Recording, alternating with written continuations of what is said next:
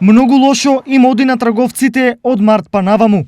Мала надеж се појави откако короната за момент стивна, но кога вирусот повторно се прошири, тие конечно застанаа на стаклени нозе. Па да, со оглед на тоа што нема движење и нема луѓе во чаршијата, самата побарувачка е намалена. Во Штип поготово секој ден многу голем број на заразени, луѓето се плашат, така да мислам дека ако остане вака ситуацијата некое време и нема да има побарувачка. На малиот промет му претходи и мала заинтересираност, зашто купувачите едноставно во дуќаните не влегуваат. Сега работиме скоро цел работен ден, но со оглед на ситуацијата луѓето многу ретко доваѓаат, па има повеќе причини. Причините се затоа што некои се во самоизолација, други се плашат од ситуацијата да не дојдат во допир со коронавирус,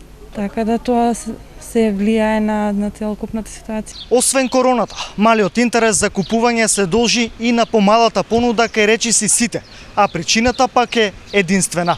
Сите канали за набавка на стока од традиционалните пазари во Турција, Грција и Италија и други земји се комплетно затворени, па трговците го нудат она што им останало. Така, поради тоа што се затворени границите, не можеме да набавуваме директно од таму роба, мораме да порачуваме онлайн. Ова трговците ги натера да бидат уште повнимателни и љубезни кон потенцијалните купувачи, што на крајот кој знае дали и ќе им помогне. Љубезни, добри са, чекат пари, ако имаш да дадеш пари, убава роба продават, убави луѓе купуваат. Добро, најдобро до сега. Да. Нема проблем.